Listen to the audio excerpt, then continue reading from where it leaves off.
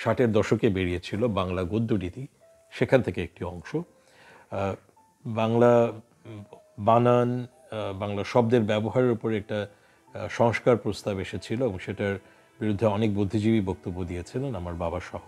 সেখান থেকে খানিকটা অংশ পড়ছি। পাকিস্তান প্রতিষ্ঠার 10-15 বছর পূর্ব থেকেই বাঙালি মুসলমান সাহিত্য সংস্কৃতির ক্ষেত্রে আত্মবিকাশের স্বতন্ত্র ধারাকে সুস্পষ্ট রূপে নিরীক্ষণ করতে উদ্যোগী হয়।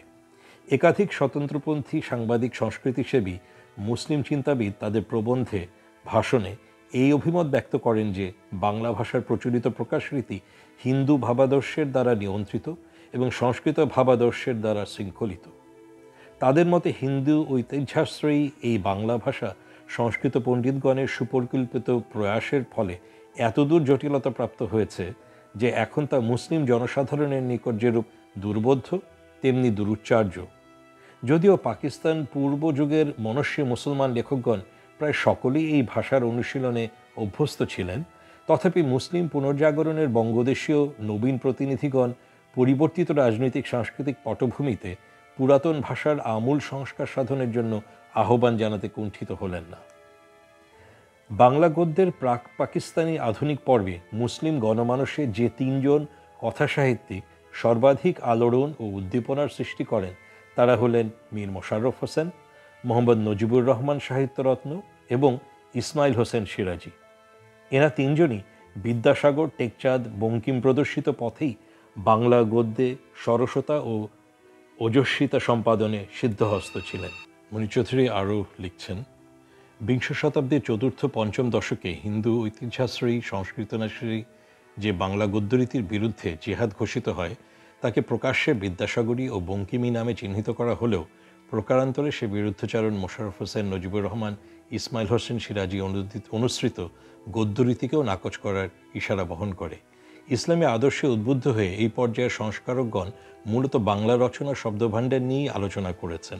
এখানে একজনকে উদ্ধৃত করে তিনি বলছেন, কোনো তর্ক বা তকরিরের ভিতরে না গিয়া খোলাসা করিয়াই আমি বলিতে চাই, প্রয়োজন মতো আরবি ফার্সি শব্দ আমরা আমাদের রচনায় ব্যবহার করিবই, কারণ ওসব শব্দ আমাদের ধর্ম ও সংস্কৃতি প্রতীক, অতএব বর্জন অসম্ভব। আমাদের কোনো কোনো সাহিত্যিক আরবি ফার্সি শব্দ বর্জন করিয়া কেবল সংস্কৃত শব্দ ব্যবহারের পক্ষপাতী। নিজেদের জাতির প্রতি তাহাদের কোনো দরদ নাই বলিয়াই তাহারা এরূপ বলেন বা বলিতে পারেন।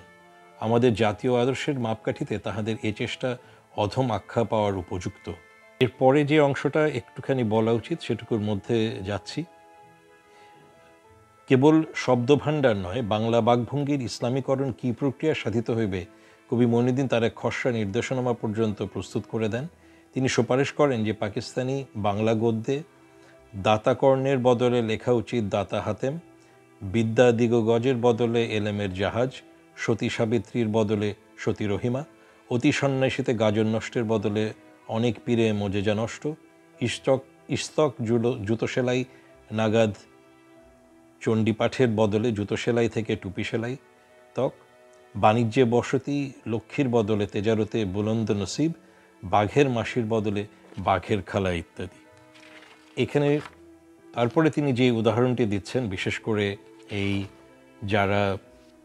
যাদের কথা বললেন তিনি, বিদ্যাসাগর এবং প্রেমচাঁদের কথা, সেখানের একটি উদাহরণ এখানে দিয়ে শেষ করছি। বাংলা গদ্যে আরবি ফার্সি শব্দের কৌশলময় প্রয়োগ ব্যঙ্গ বিদ্রুপাত্মক রচনাকে কত প্রাণবন্ত ও মর্মভেদী করে তুলতে পারে তার পথ প্রদর্শন করেন পণ্ডিত ঈশ্বরচন্দ্র বিদ্যাসাগর। তার শেষ জীবনের বাকবিতণ্ডামূলক রচনাসমূহ বিস্ময়করভাবে আরবি ফার্সি শব্দে আকীর্ণ।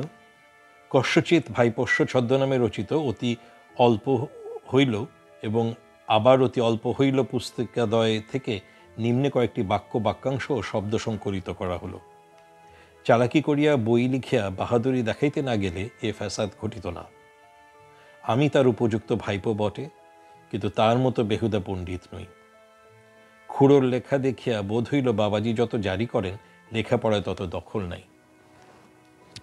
এটুকু বলি শেষ করছি যে মনির চৌধুরীর যেই ব্যাপক বুদ্ধিবৃত্তিক চর্চা, সেটি নিয়ে চর্চা নেই আমাদের খুব একটা, বা অন্যান্য বুদ্ধিজীবীদেরও, সেটি আমাদের অনুপ্রাণিত করা দরকার। সেটি ক্ষুদ্র একটি চেষ্টা হলেও আজকে এই শহীদ বুদ্ধিজীবী দিবসে আমি করলাম।